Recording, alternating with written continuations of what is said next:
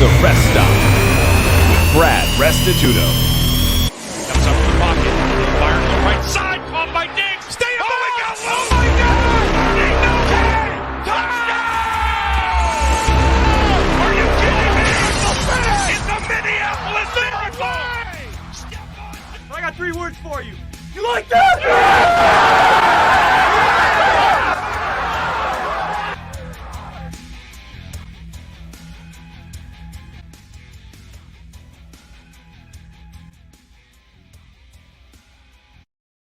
Welcome to The Rest Stop. It is Tuesday, March 9th, 2021.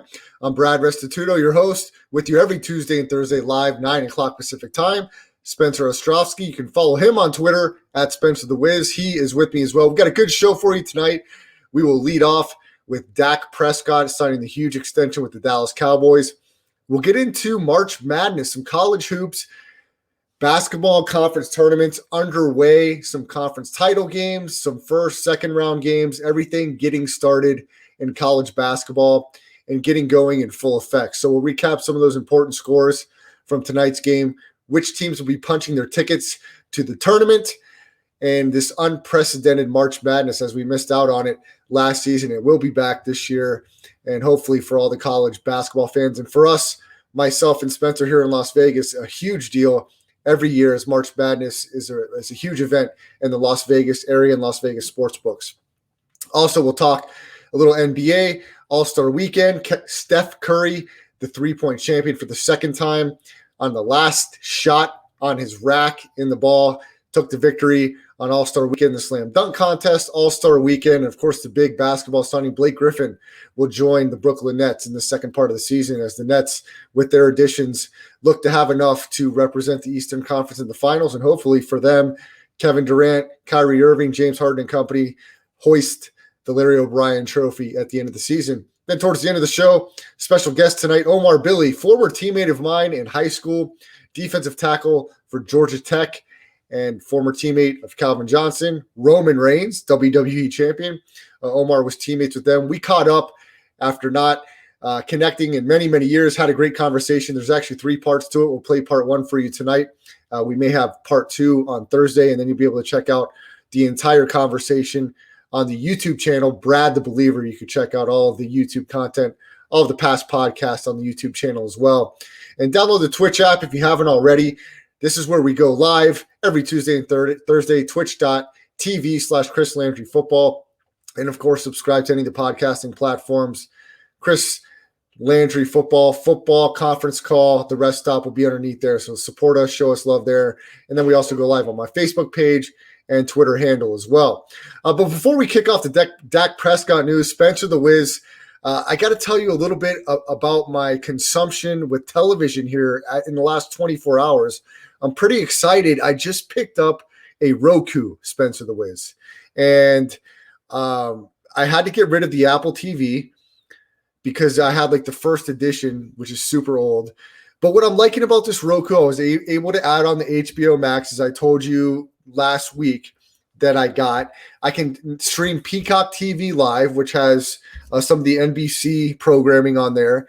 And Roku TV has their own live TV channels as well, which I was watching right before we got on the show, bare knuckle fighting, which was very interesting. I watched a really good fight go 5 rounds before we jumped on the show. I was able to watch Sports Grid radio network or television network, which is a sports programming channel similar to VSiN, where I worked for a little while. It talks mostly sports gambling, sports betting odds. So it's pretty cool. This little Roku, I paid $25 for it. I'm loving it.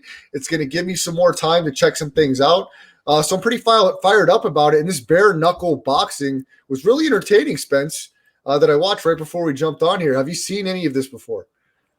I've never seen bare knuckle boxing, but I just wanted to say on behalf of like the whole streaming service thing, in my opinion, at my age at 24, I just think that it's going to collapse soon. I mean, we're getting closer and closer to cable television every single day, because at the beginning of all of this, it was Hulu, Netflix.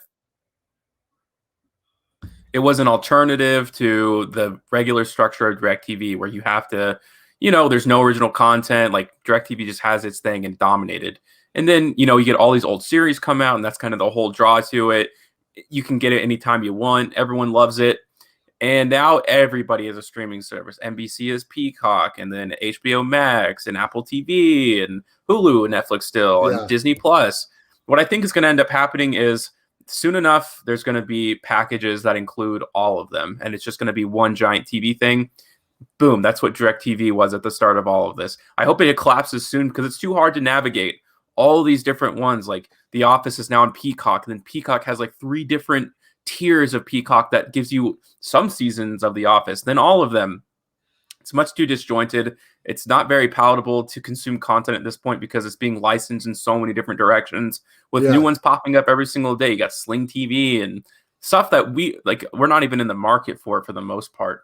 So I hope it does happen that way.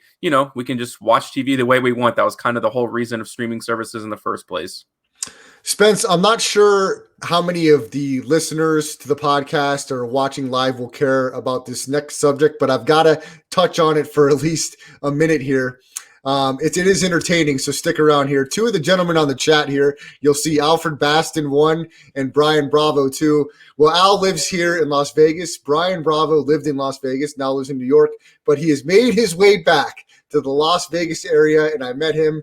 Picked him up this afternoon, and Spencer the Wiz, we made a bomb phone call to you from my phone. You were a little surprised, but Brian Bravo, the Brian Bravo experience is here in Las Vegas, and he is already in full effect. Jose Cuervo 1800 in hand, chaser next to him, 24-pack of beer, and he is ready to hit the town running in full effect. So Brian Bravo is in Las Vegas, ladies and gentlemen, and he will make personal appearances if you reach out to the Rest Stop podcast or anything else. He is definitely a character if there's ever been one, and he has already hit the ground running full speed. And Spencer the Wiz, we may have to recruit you out to Las Vegas sometime this week because I don't think you know this, but in our personal conversations, Brian Bravo and myself, he is very excited to challenge me in some athletic competitions. He wants to race me in a foot race, which he has 0 chance to win. I would love to get this on film for the YouTube channel and for the podcast. I plan on going to a full football field, Spence, giving him a 15-yard head start and race to the goal line. So it'll be quite fun to see what happens with that competition. Bravo thinks he's the next Brett Favre. So I would love for you to capture some of this on film, Spence. It would be highly entertaining. We'll see if we can make that work. Bravo will be in town for quite some time. So this will be some entertaining content maybe for the YouTube channel if we can work it out. So Brian is a big fan of the show, a friend of mine, big fan of Spencer the Wiz. So he is here in Las Vegas making appearances for a limited time. So with that being said, Spence, let's hit sports. And Dak Prescott signs the big deal. Spencer the Wiz, he signs is it 6-year? I thought it was a 4-year deal, $140 million. What are you telling me here? I think it's void after 4 years, but the full deal is 6 years. Well, that's huge. If we're talking, I don't care if we're talking 160 million, 180 million. This is big time money. Is it deserved? It's hard to say, Spence. I mean, this is the market for QBs right now. If you have a QB that you think can get you to the playoffs and win you some playoff games, you're not going to go Andy Dalton. Are you going to make big moves to move up in the draft? I don't know if there's somebody in the draft you like that much after Trevor Lawrence that you're willing to take over Dak Prescott. Dak Prescott has shown, Spence, that he can, in playoff situations, make big plays. And if you want to fire up a couple of those clips, I mean, one of his most memorable, if only, playoff performances was at home in a losing effort to the Green Bay Packers, but he was great in that game, and he's been great at times. I don't think he has to have everything perfect around him to be successful. Now, a lot of people may not completely agree with that assessment, but I feel very confident in a lot of my quarterback takes. And this is another one. I like Dak Prescott. He's a top 12 guy for me, maybe even top 10. And I think he can win you playoff games. I think he can get you deep in the playoffs.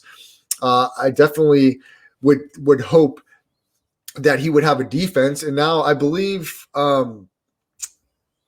why is the guy slipping my mind? Former Seattle Seahawks. I don't know why I keep thinking O'Brien. It's not O'Brien. Dan Quinn. I think Dan Quinn is the new defensive coordinator with Dallas. Spence, you may have to fact check that for me. I'm not 100% sure. I'm somewhere in the high 90s that it's Dan Quinn.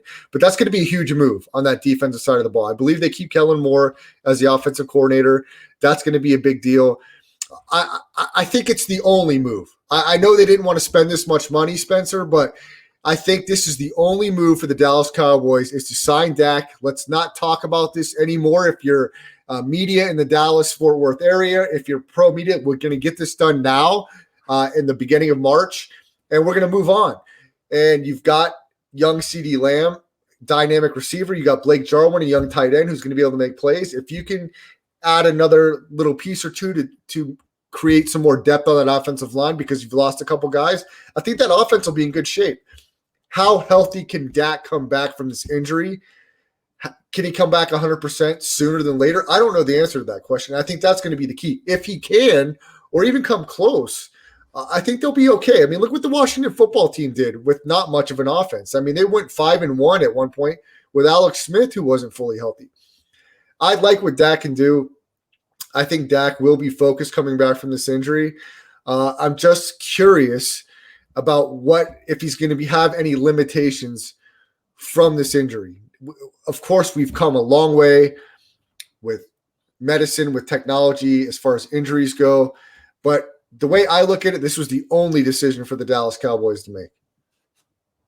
Well, first I'll just say to Jennifer's question, I live in the great city of Pahrump outside of the Las Vegas area. I make my way into town quite frequently for work, but there's one blaring issue for the Cowboys here, and that's the other side of the football. I have no doubt that they have a playoff or a top 10, top 5 offense, dare I say, when they're fully healthy. And they have a good offensive line. They got a nice tight end, Amari Cooper, Ezekiel Elliott. We know what they have offensively. That's not the problem. But when you overpay for a quarterback, when you overpay for a running back, and you overpay for a receiver, I mean, that money is going to get caught up. And we know the cap space is going down in the NFL, and it's going to continue to go down until we go back to full normalcy where all the crowds are in and everything like that. So to me, it's either you overpay Dak Prescott and you don't go to the playoffs, because much like the Raiders, there's nothing they can do in one offseason to make their defense a playoff defense that is going to take them anywhere. And I don't even think going to the first round of the playoffs in a bad division and getting blown out also constitutes a good season. To me, that's a bad season. So at least for this year, there's no chance for them to go past the first round of the playoffs. They're going to have to make a lot of great moves in the draft. And going forward, again, like a lot of these guys' deals are not front loaded, meaning that this year he's making $47 million, and it gets worse and worse as it goes on throughout his little contract here. Now, they can't void it out for 4 years. And yes, am I saying that Dak Prescott is not a top 12 quarterback, a top 10 quarterback? No, I think he is. But again, when you overpay for someone like Amari Cooper and Ezekiel Elliott, this looks a lot worse, and it's not going to get better for them. They might have a worse, if not as bad, defense as the Las Vegas Raiders. And I'm not sure how they're going to be able to figure out those problems in each of these off seasons coming up. Spence, you make a good point about the Amari Cooper and Ezekiel Elliott contracts. I think Ezekiel Elliott is a really, really good football player, but you have another really talented guy behind him in Tony Pollard. And with Amari Cooper, he should not be paid like a number one as far as I'm concerned. And there's just too much talent coming out in the next 5 years, in the last few years. We've seen it at the receiver position, Spence. The guys that are so focused on being just complete athletes, they are starting to come out in full effect. We're going to see the receivers class for the next few years just continue to be outstanding, in my opinion. And I just don't know that you need to pay a guy like Amari Cooper what you made, and also the running back position. Do you want to lose Ezekiel Elliott? No, you don't. But after the year he had last year and the emergence of a young Tony Pollard, you have to be a little more deliberate in how you want to spend that big money. The quarterback position, yes.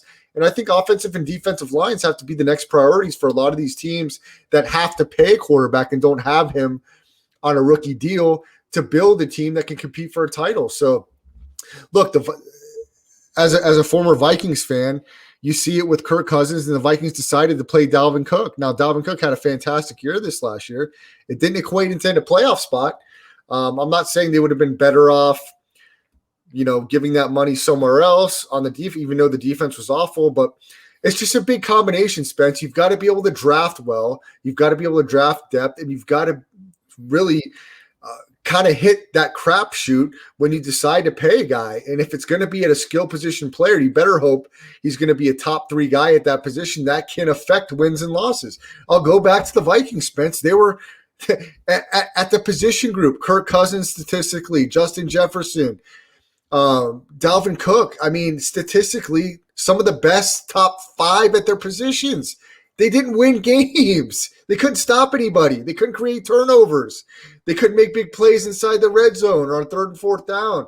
I mean, this is how close football is. You've got to dive deep into the most important plays of a game, the most important situations, and you've got to have guys on that field that are going to show up the most in those certain times. And I definitely don't think Amari Cooper is that guy. Ezekiel Elliott has not showed that consistency, so teams have got to be careful, or they're going to end up like the Philadelphia Eagles, Dallas Cowboys, the rest of the teams in the NFC East, who we were laughing at for most of the year because it's the worst division in football. So it's going to be interesting to follow up, Spence. But as far as Dak individually, whether you thought it was the right or wrong decision, this is the position you have to be right on. And I think the Cowboys were left no choice. Spence, let's keep it in the NFL. And let's talk about some of the guys that got the franchise tag today. But let's start off with a trade here in Las Vegas. Las Vegas Raiders, Trent Brown, back to the Patriots after a disappointing stint with the Raiders. JT the Brick here locally in Las Vegas does a radio show and close to the Raiders, called it a disgrace. The way that Trent Brown played as a Raider. A lot of people not happy with his time here as a Las Vegas Raider, did not show up, did not play a whole lot, and very disappointing. Spence, I'll let you take the reins here. Talk a little bit about this deal, and then we'll get into some of the guys that got franchise tagged. Yeah, I think this is just one of those guys where money just went straight to his head. He played really hard for New England at the beginning of his career, showed out who he was, and then he got like a $66 million deal from the Raiders. And Mike Mayock said it last week, if I'm not mistaken, saying that if this guy can get passionate for football and if he can get into a better shape, then he'll have a chance to be one of the best right tackles in football. And I think he could even be to a Hall of Fame level of a right tackle in football. I think that's how talented he is. But some guys, you know, that their sport isn't their top priority, but they're just kind of naturally talented. We've seen that. Kyrie Irving, I think, is one of the most naturally talented players we've ever seen play the sport of basketball, but it's not his number one priority. You can say the same thing about Ben Simmons, someone who has the natural gift. And I'm sure there are infinite number of players. I talked about Johnny Manziel last show. Well, he too is one of the most naturally gifted football players who's ever touched the field. But because of the money and the outside things, it just got in the way. And, you know, that's bound to happen sometimes. Now he's going back to where he made his name for himself. So I have no ill will against like anybody, even if they were terrible for the Raiders, which he wasn't. He only played 16 games in 2 years, but he just didn't see eye to eye with John Gruden. This was the right move. I think the Raiders are saving like $14 million against the cap this season by trading him. They also released Gabe Jackson earlier today, which I think was another $4 million. It'll be interesting to see what they do. I mean, they played with a makeshift offensive line the entire year, and they were still in like the top 15 in protective coverage for Derek Carr. Certainly one of his most protected years in his careers. So I think they'll be just fine. The Raiders are over the cap right now. I don't know if this puts them under necessarily, but they're going to have to make a lot more moves because they have to sign Nelson Aguilar because Henry Ruggs will never, ever, ever, ever, ever be a first option in the NFL if he's lucky enough to stay in for a long time. And Nelson Aguilar, you know, he was a surprise, but they got to make it done. The rest of the league seems to think he's going there. But yeah, the Raiders are trying to figure it out, but Mike Mayock's a GM, so I don't think they will. I want to talk about some of the guys that got franchise tagged today, and Jennifer and whoever else maybe needs a little education in sports. I'll try to explain the franchise tag the easiest way I know possible. When you franchise tag a player on your football team, you're paying him as a top 10 player at his position for just 1 year, and he's not allowed to sign with anybody else or go anywhere else for that 1 year. So he's under the team's umbrella. He's attached to that team for at least 1 year while that team puts the tag on them. Otherwise, if they did not put the franchise tag on said player, he would be an unrestricted free agent and free to sign with any football team of his choice. So some of the guys that were involved in this today, hopefully I explained that well, Spence. And if you want to add anything to that, please go ahead. Yeah, I think it's just the average, like that you pay that player the average of the top 5 of that position. So you're not putting a franchise tag on someone who you don't think is very good. Most of the time it's because of contract negotiations where you can't agree on a number, but you like can't afford for them to leave. You only get one franchise tag per off season. So it's going to be someone really talented that they don't want to pay the top dollar amount for, but they want to keep them around. And we'll start off in Tampa Bay, the defending Super Bowl champions. They use their franchise tag on Chris Godwin. Chris Godwin, a receiver. I believe he scored maybe he did. No, he did not score a touchdown in the Super Bowl, but he's an important young player at that receiver position for Tom Brady and the Tampa Bay Buccaneers. And also, Tampa Bay signed Levante David to a 2-year extension for $25 million. But Spence, there's a guy that's left out of this equation that will be a free agent. And talk about that for a minute. Shaq Barrett, linebacker for the Bucs. He's going to be the odd man out here and going to be able to test the free agent waters. So, yeah, I mean, it's a pretty big deal. I think we all saw it coming a little bit.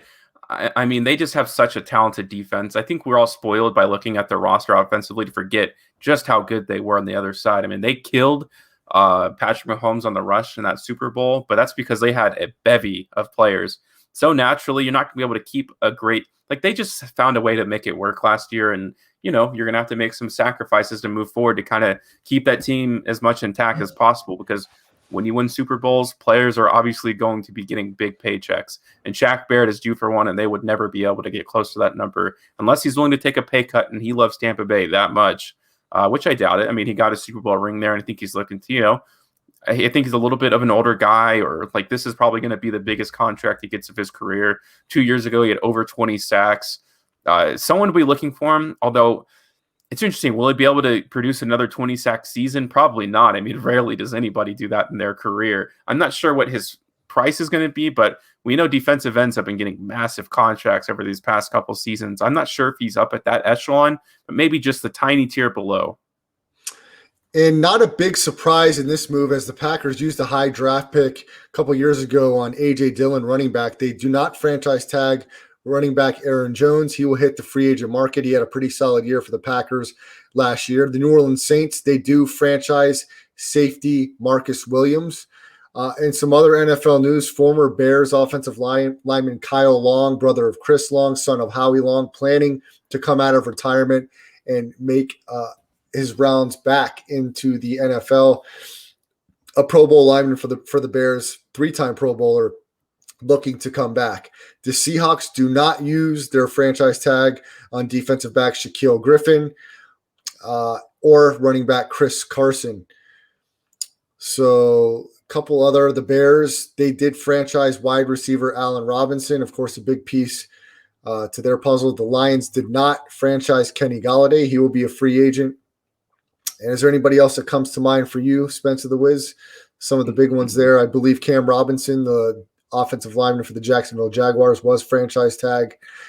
In other transactions, the Vikings cut kicker Dan Bailey after 3 seasons with the team. And of course, he was most notably one of the most accurate kickers in the league when he was the kicker for the Dallas Cowboys. So NFL free agency is getting underway. The draft is coming up in the next month or so. So we'll get into some of that talk here in the upcoming weeks. But with the franchise tags getting going, it's a big deal.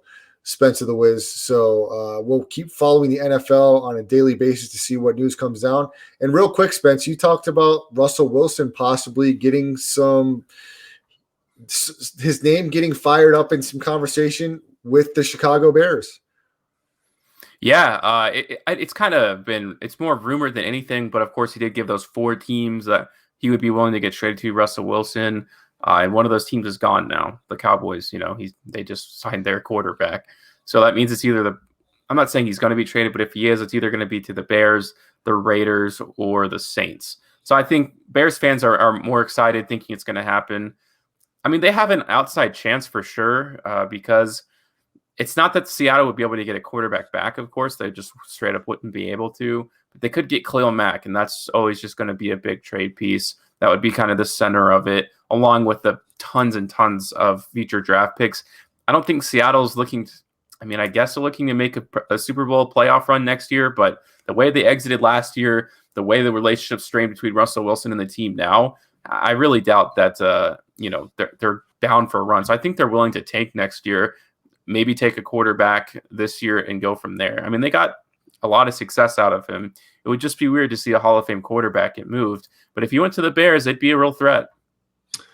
So, guys, we're going to finish off the show a little bit later tonight, towards the end, talking some basketball with the Blake Griffin move, the conference tournaments, some teams punching their ticket to March Madness, and briefly the All-Star game. But I want to get to a conversation that we've been talking about. Omar Billy, former defensive tackle, Georgia Tech, former teammate of mine in high school in football. We had a conversation last week. It's going to have 3 parts. I'd love to get that started for you with part 1 tonight. It's a good chat between Omar Billy, former teammate of Calvin Johnson, and Roman Reigns from the Orlando area, played his college ball at Georgia Tech. So I'd love to get to some of that right now.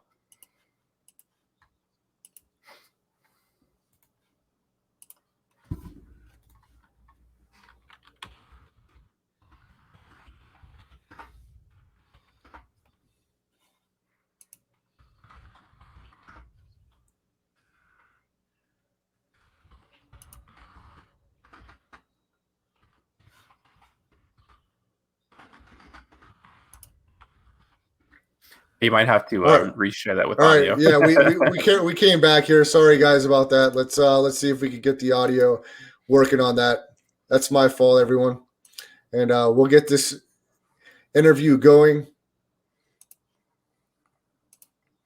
150 pounds of muscle. He's one of the most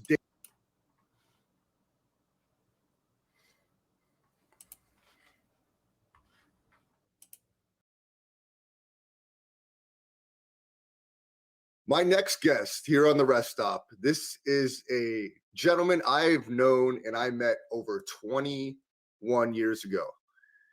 He is a former teammate of mine, high school football, in Colonial High School in the Orlando, Florida area. Many don't know the school. It's not a very well-known school for sports, but it was 6A football back then, which was highly competitive. The likes of Warren Sapp played 6A football at Apopka. We did not play them, but we were teammates over 20 years ago. And this gentleman also went on to complete his football career, or at least add to it, at Georgia Tech. He stands around 6'3" tall, 250 pounds of muscle. He's one of the most dangerous men with 2 first names. Without further ado, the great Omar Billy. Omar, hey. Thanks for joining me on the Rest Stop, man. I appreciate catching up with you after all these years, my man. Absolutely, man. Thank you for having me. I appreciate the warm welcome, man. I really, really do. Excuse me if I sound a little stuffy. It's spring here, and I believe that I'm acquiring some allergies. So I'm gonna go ahead and apologize on the front end of this. But yeah, man, it's so dope that you're able to invite me to this, and I love that you are doing these great things now, man. Well, I'm excited to reconnect with you. I'm in the process this year in 2021. I want to reconnect with a lot of people I played sports with back in the day. Because Omar, to me, my memory is still fresh with a lot of things. Now, like I definitely don't expect everyone else to have the same memories I do. But that's the great thing about reconnecting, because we can share what each other remember and what we don't, and what journeys led us up to this conversation right now. Because to me, the last 21 years have evaporated, and it's interesting because you don't necessarily know where you're going unless you can remember where you came from, right? And the journey that got us here. And that's the exciting part about where I am in my life right now. I've been following some of the stuff you've done on Facebook, and hopefully I'll get to learn if you have some more social medias that all of us can follow in the audience here at the Rest Stop. But I love what you're doing. I saw some stuff you're doing with leadership out there in Atlanta. So I'm interested to take this time not only to reminisce, but to pick your brain what you're doing now. So thank you for joining the Rest Stop. Well, let's start it off over 20 years ago. And I'll tell you what I remember first. And if I'm wrong or I misremember, you absolutely jump in and stop me. So I was a senior at Colonial High School. You were a sophomore. First of all, is that correct? I believe so. Yeah. So your class of 2001. Yep. Okay, and I remember this big, strapping young gentleman around 6'3", slim, and Omar, from what I remember, I know you played defensive end, but you could have really played any position at that point in time on defense if you chose.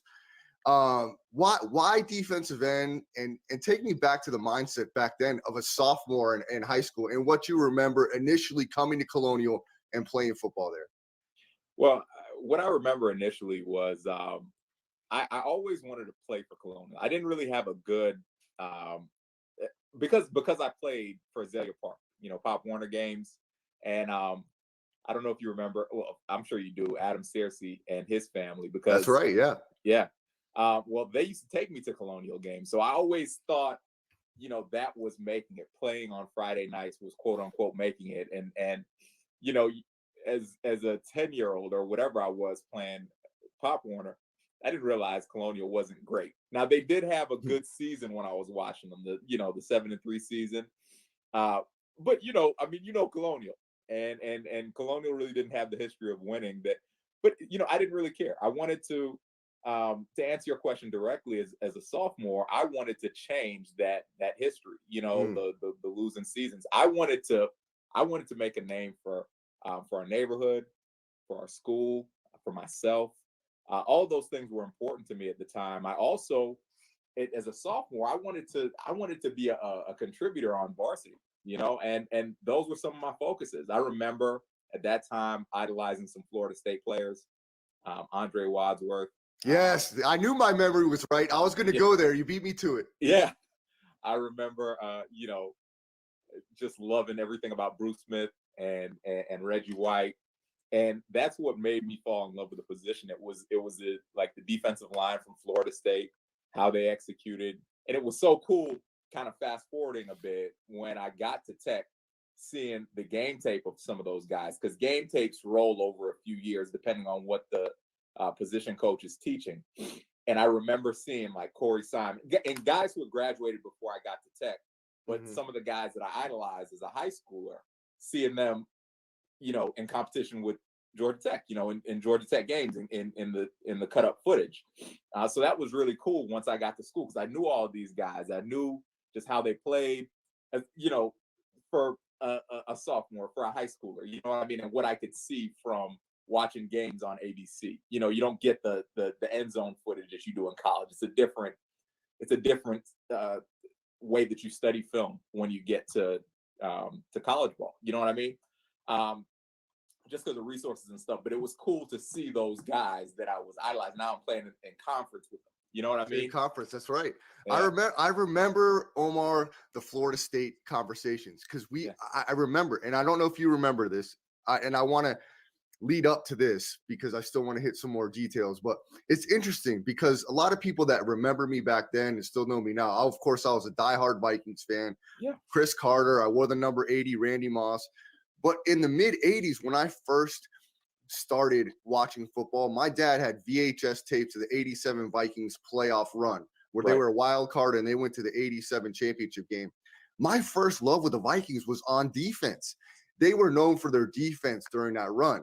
Yeah. Chris Dolman, number 56, Hall of Famer, Keith Millard in the middle, Joey Browner, the safety. I love those guys. Right. Those guys were playmakers. Mm-hmm. So, I watched them, and then that transitioned to John Randall in the 90s. You know John Randall very well. That guy was an absolute beast.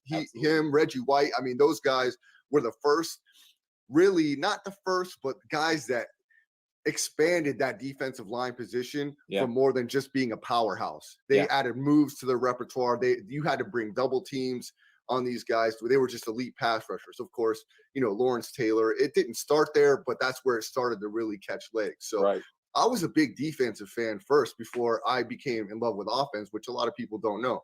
Mm-hmm. But Florida State, Omar, I knew we had those conversations. And if you remember, and if the audience remembers back in the 90s, this is before the Hurricanes had their lull. They had won the titles, but they weren't quite back yet. Right. Florida State was the program under Bobby Bowden that we were talking about as young guys looking to go to that next level. We were big fans of Florida State football. So, Omar, let's continue the reminiscing. Okay, and definitely correct me if I'm wrong, because I have some back and forth with some old guys we went to school with some differing opinions. But I'm going to state facts for a minute. Okay, our high school in 6A, we weren't great at Colonial, but I thought we could have been, because let's just look at the talent from a 3-year span, from the year ahead of me, which would have been the class of 98, and then we'll go to my class, and then, even the junior class, the class ahead of you, and then your sophomore class. Yeah. We could just go a laundry list of guys that went to college and played on the next level. I mean, we can name 15 guys off the top of our head. I mean, we don't have to go through the list, but it's fact. Yeah. And there's probably a handful of others that didn't, that probably should have been. Yeah. So when I look back at that and I see the possibility of moving pieces and talent, and especially the way that our offense clicked with some of the skill position players, it makes me wonder how the hell we didn't put the right pieces in place with a combination and really make a run at an opportunity to be a playoff squad, even from when you were a sophomore. And I didn't follow the offense as closely when you were a junior and senior, but I know that there was some talent there too. Yeah. So let's just go back from what I remember, your sophomore year. We had some record-setting offensive guys. Myself personally, I didn't get much playing time, but I thought I could have been a contributor. You were a part of that defense. You did contribute as a sophomore, Omar, and some other guys, young guys, that probably should have saw more playing time, but didn't because they were only sophomores. Yeah. Talk about what you remember about some of the talent from your high school days, even as the guys that were a little older than you and then in the same class as you. Yeah. I always kind of kept that feeling too, that we should have been able to do more. In hindsight, I have learned through business, I guess, through sports at Georgia Tech, through playing ball at Georgia Tech, and those thoughts and those experiences mature a bit more through business. Just because you're older, you know what I mean? And like you see the value of the different elements of what makes a team great, and then you read, and that adds to the wisdom, and you know what I mean? You get this absolutely from things that you didn't really have access to, or you really weren't interested in as a 16-year-old, 17-year-old, exactly. 15-year-old, right? And I see in hindsight where we kind of fell short in some ways, and we just like a team that works well together has a lot of things that are more valuable than talent. You know what I mean? Things like commitment, things like just execution, things like focus, things that are intangibles have to be done in a collection. And like there has to be a culture of that. So like Nick Saban at Alabama wins, not just because his kids are talented, but because they execute. Like they have less penalties than other teams do. Mm-hmm. You know what I mean? There are certain things that's discipline, and discipline is a choice. You know what I mean? And discipline can be culture. So he's taking these kids from everywhere, not always the best neighborhoods, obviously, in the country, and maturing them to disciplined football players who execute at incredibly high levels. So it's not just that these guys, talking about the kids at Alabama now, are more talented than other kids and other teams. Well, they are, but they're also executing at a higher level based on the culture of the organization, based on the demands that Nick Saban has. Well, you see the same thing when you watch Urban Meyer's teams at Ohio State and when he was at Florida. Well, you see the same things with Dabo Swinney's kids, right? You see the same principles, and principles don't change. You know what I mean? So when I look back at where we fell short, even though we did have talent, and I really believe in the talent that we had, my heart and my mind, I want to remedy. I wish I could, turn back the hands of time and inject the things that were necessary for us to do these things. You know what I mean? And just really I know it. Where the chips fell then. So that's what I believe, based on our football experience. But I'm grateful for it, man. Colonial taught me a lot, and one of the things it taught me was, adversity is part of success. It's absolutely an element in success, and people won't excel if they don't accept that and understand it. Now, it is, you don't win all the time. Like you just don't. Like nobody does. Certain teams go undefeated, and that's a very, very short time span. But like at some point, everyone takes an L, and you have to learn to survive through that. You have to learn to compete. You have to learn to develop. You have to learn to make that L a lesson instead of a loss. And I believe that Colonial allowed me to learn to process things not coming the way that I had in my mind, ideally, and utilizing them for, for growth, or, a tool, allowing, I guess, access to, to apply it in a way that would be helpful for me down the line. And so I'm careful not to say learning to lose. Instead, taking the lessons that come from things not going your way or adversity and applying them to what will be useful for you in the future. You know what I mean? Yeah, Omar, I love where you're going with this, and let me tell you why. I'll jump in here for a second. Yeah. This is great. I love where you went with this, because this has been my driving force. All of this encapsulation of sports psychology and the why, right? What is the why?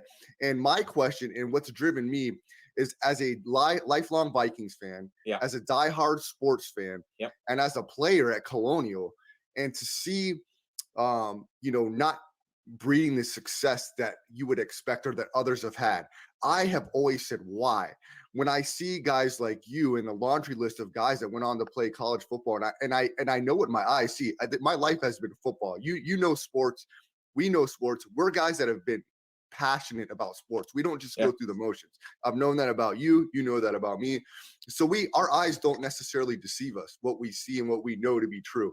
So I've always wondered, why are we not champions as a Vikings franchise that has had the talent? Why at Colonial could we only win 3 games?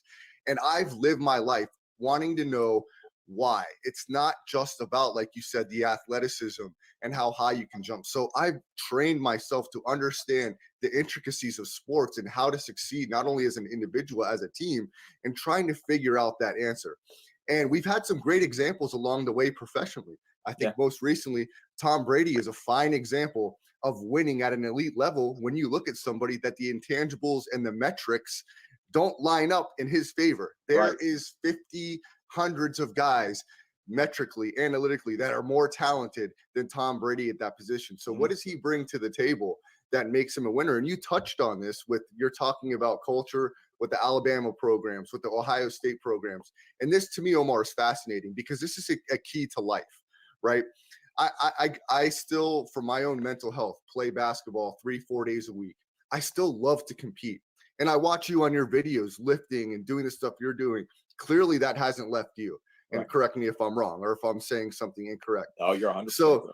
So it's fascinating to me, as Tom Brady has laid a foundation for me, as somebody that's about to hit 40 years old this year, to not give up on myself, because if he can do it at that level. So this is a fantastic conversation, because there's other guys like me and others out there, and I hear it at the gym all the time. I'm old, man. These guys are just, and I don't believe at 40 I'm too old. I don't believe at 49 I'll be too old. Maybe at 60 or 70. Why not continue to push the bar as individuals and not sell ourselves short? I could go a little longer on that, but let's go back and forth, Omar. What are your thoughts on what I just said there, as far as the sports psychology of putting your own individual self in a position to be a champion, and also transitioning that to your teammates if you're playing in a team sport? There's something to be said about that. Yeah, there's a lot to be said about it. As a matter of fact, you would need a few episodes of this show to unpack winning. John Maxwell writes about it really well. And there are many people who do. Winning is an inside job. It's all done on the inside. And, there are things that you can't argue with. Father Time is going to come get us at some point, right? How we choose to take the journey to the ultimate destination is up to us. It's a choice. It's an inside thing. You know what I mean? So when you see me still competing with myself, which is the ultimate competition, and like yourself, competing with yourself should be as well. That's a choice. I'm choosing to win. I'm choosing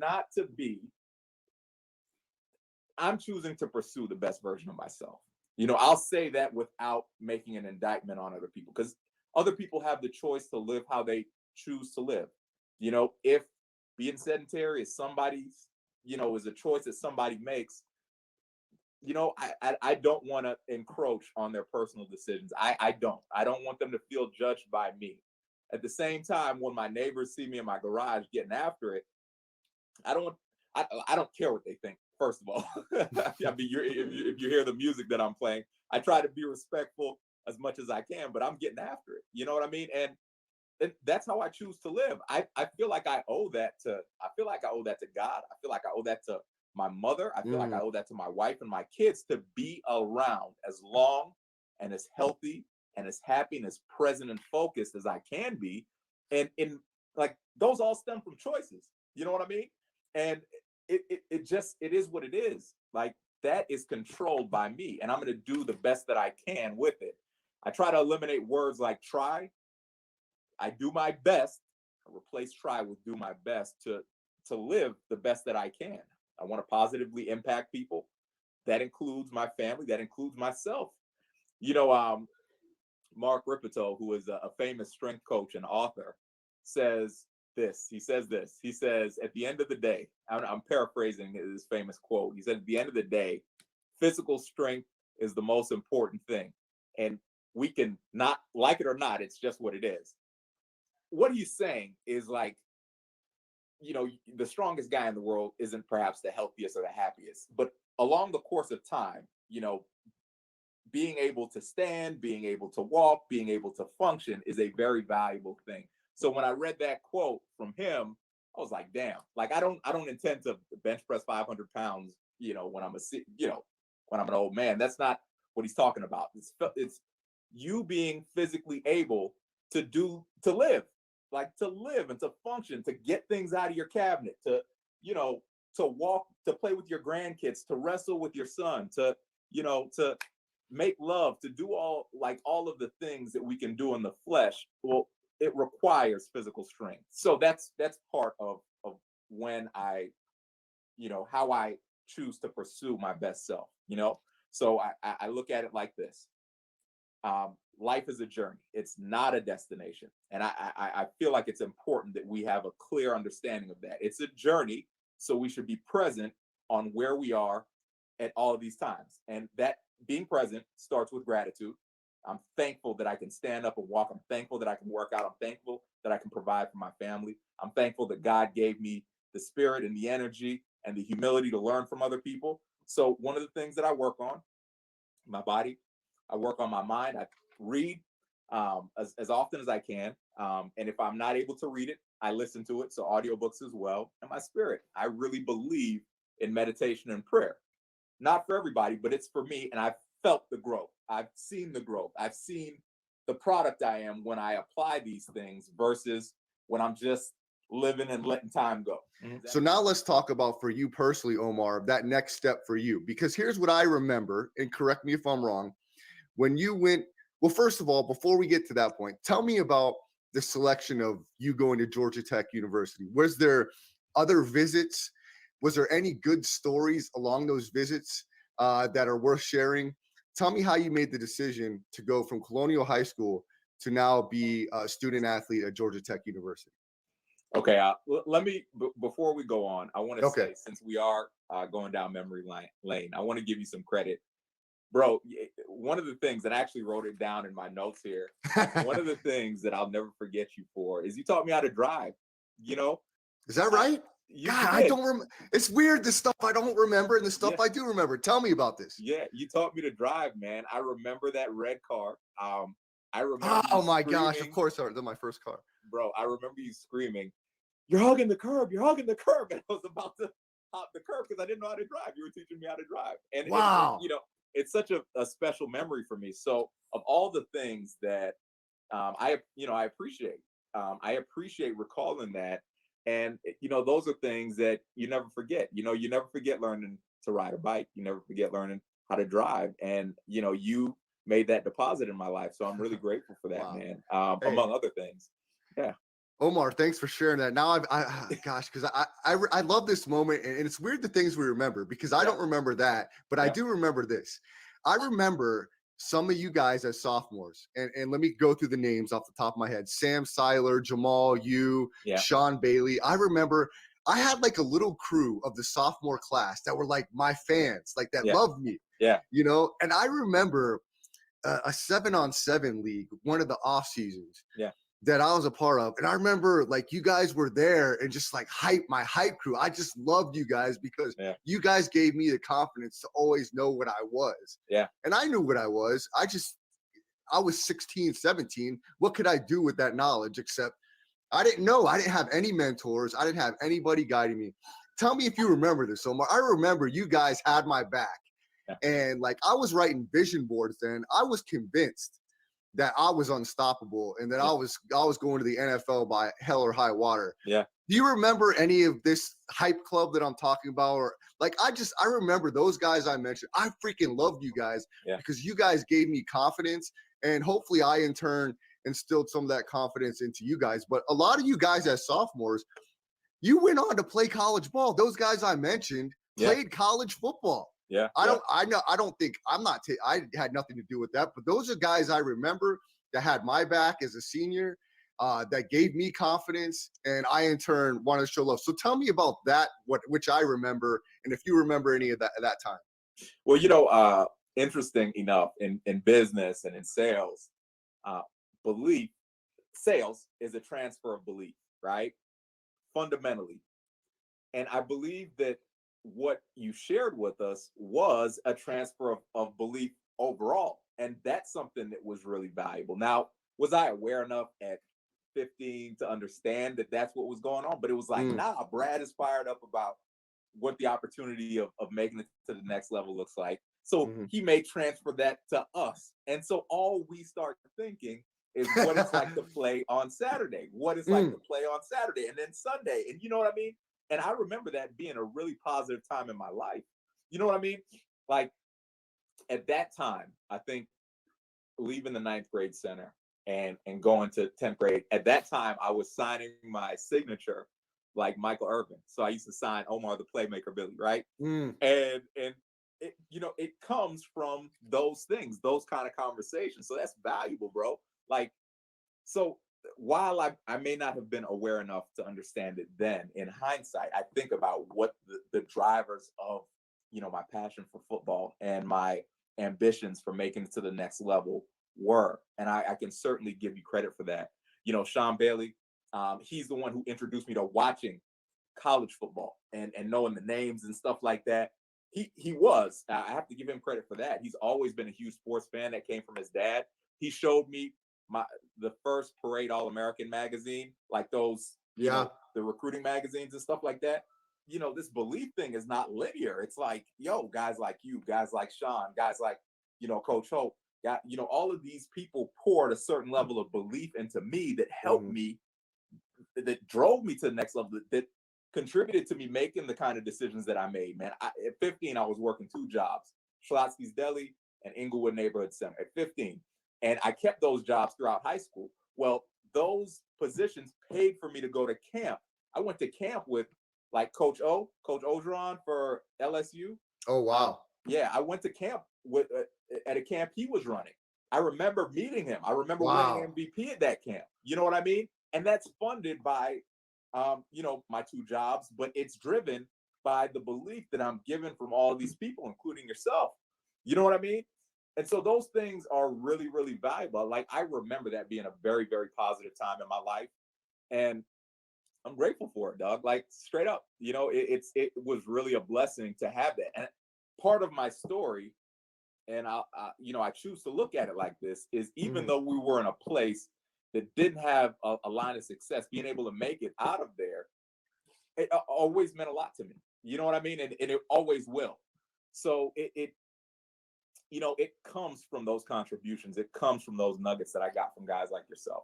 So it's interesting. It's interesting, Omar. You talk about success, and my girlfriend's had to teach me this lesson in the last few weeks. Success is an interesting definition, and it's interesting who is giving that title and who's defining it for you, because the dictionary may have a version of success. But I think just like you talked about winning, success is defined from within. It's not about what you have or what your title is, because you're not bringing any of that when it's time to punch the time clock on this fleshing experience is the human experience. It's what you've experienced with your fellow brothers and sisters, and what they remember, how you made them feel. I mean, of course, the great Maya Angelou quote.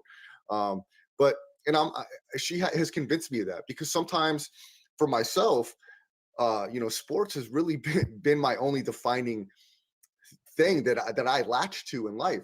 Do I have more passions and talents? Yes, but it always goes back to sports for me. So sometimes I feel stuck and not having the titles or the financial rewards or the things that come along with the elevated experience in this country. And it was kind of a waking up moment that, and I think young people, when we talk about our journey through Colonial, yes, did we have the wins and losses? And like you described, it's not a matter of losing. It's all a matter of what we took from that experience. Of course, we're competitors, Omar. I would love to go back in that time machine and put some of the pieces together and say, look, there's no reason we couldn't have beat any team we took the field against. I firmly believe if things would have been differently, that we could have, and nobody will ever tell me otherwise. But that is what it is. But that's the fun part of the journey, because I can reflect on where I've been and what got me there and the mistakes that were made, not only by me, but the leaders and mentors around me. And now I can offer that lesson to other people, young people that may listen to the show. I had an 8-year-old on the show last week talking about his wrestling dreams and journey. Okay. I'm a huge wrestling fan. That's something that I've taken with my childhood to now. Yeah. And Omar, one of the memories I remember, you shared one with me that I don't really recall, but I'm going to share one with you. I don't know if you'll recall or not. I remember going to your house, Omar, and us sharing conversation. I met your mom, and we got in on Madden football. And I remember us having a back and forth. I don't remember who won, but I remember we were both fired up about that experience. And I got to see some of your other talents that day, some of your amazing drawings. And I remember being blown away, saying, oh my God, Omar, this is incredible. And I just remember the bits and pieces of that day. And I remember us getting in on it in Madden and following you now today. I know gaming is still a little bit a part of your life, and I'm sure something you probably passed down to your kids. Yeah, so I don't have as much time to do either as much anymore, but I've been intentional with budgeting the time. And it's something that it's like, bro, I love what gaming has done for my life, like for the fellowship of gaming. You know what I mean? I love, with my college teammates, dog. Like I want to say it was my second or third year at Tech. The Halo came out, and so did NCAA. I think it was 2003 or 2004. One of those. Both of those dropped at the same time, and we lost like 10 or 15 guys because they were not going to class. Now you can laugh at it now, right? But we were on the stick so heavy, and it was so much fun, man. It was a lot of fun. I would argue now that it's, I wouldn't want my kids to spend too much time on video games. You know what I mean? Like, and I'm not going to go down that road too much, right? But there's a place for it, and I still enjoy NBA 2K. I still enjoy Madden. Has gotten a little redundant. You know what I mean? Oh. But if they drop, I retired it back then. So, you know what I mean? If they drop another NCAA, bro, NCAA was the greatest game ever created. Like, I still, as a matter of fact, on Facebook Marketplace, I bought an Xbox 360 so I could still play NCAA 2014. Right? I have it at my house. You know what I mean? So that is part of my leisure. Now I feel like I have to be careful, and I have to be mindful, is a better word, with actually scheduling leisure. I believe that almost to a detriment, I've been a bit driven in business. So now I have to say, all right, listen, I got to spend some time with my family. I have to be intentional about it. I have to budget some time for myself to meditate, to pray, because I can be a workaholic. And it serves its purpose at certain times, but at other times it's like Steve Jobs says, like, when you're in your last days, you're not going to look back and wish that you had worked more. You're not. You're going to wish that you had spent time, the right kind of time with the people that are important to you. You're going to wish that you did certain things. And that's one of the things that I'm intentional with, sewing back into the journey, some of my talent, like or some of the gifts that God gave me and what I'm going to do with it. For instance, I'm working on some wall art. You brought up the drawing. I'm working on some wall art right now for my gym that I'm excited about. Now, am I going to make any money from this? Nah, but not everything is about money. You know what I mean? And it's, as a society, that's kind of where, social media pushes you to, like, everything is about money. Well, shit, listen, I've been blessed to live a nice lifestyle as an adult. I really thank God for it. I really thank God for it. I mean it. But a few $1,000, you don't feel any different. You know what I mean? Even tens of thousands of dollars in your account, and this is not a flex, trust me. I know people in my life personally who have more money in their account and are less happy than me. Right? I don't want to end up on the wrong end of that equation. Yeah. I choose to be happy. I choose to be grateful. I choose to be many of these things, and that's something that we have the ability to do. I believe that there is value and drive in business, in your relationships, and all of these things. It matters.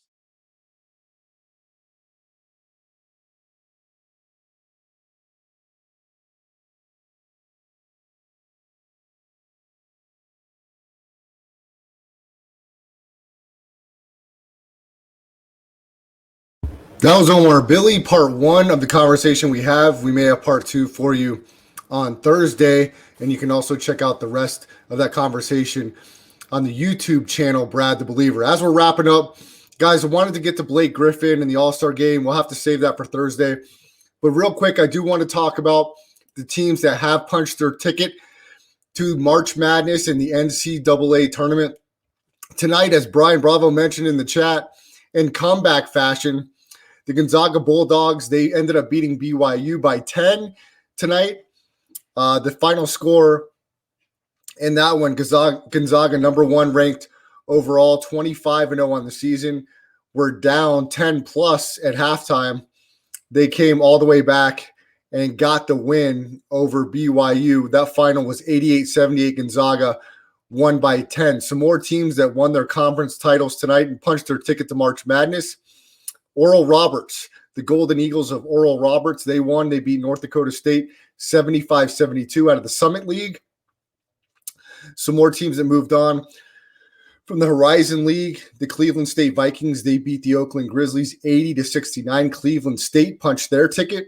Mount St. Mary's, the Mountaineers, they beat Bryant today in the Northeast Conference Final 73-68. Mount St. Mary's will be punching their ticket. In the Colonial Athletic Conference, the Drexel Dragons, they punched their ticket, and they got a win 63-56 over Elon College. And a couple teams from yesterday punched their ticket as well to the tournament. Appalachian State out of the Sun Belt Conference, they got a victory yesterday over Georgia State 80-73. And the Spartans of UNC Greensboro, they'll be representing the Southern Conference, and they beat Mercer 69-61. So those are some of the conference title games that have come to completion and teams that will be punching their ticket to March Madness. But guys, we'll get into some more basketball talk on Thursday. I want to thank everyone for joining the show. If you missed any part of the show, check out the podcast version of the show on any of your podcasting platforms. Landry Football Conference Call, the Rest Stop, will be underneath there. Subscribe and like to the YouTube channel at Brad the Believer, on Twitter at Brad the Believer, Instagram as well, and Facebook. We go live every Tuesday and Thursday, 9 o'clock Pacific time. For Spencer the Wiz, I'm Brad the Believer. Have a great night, everyone. We'll see you back here at 9 o'clock Pacific on Thursday.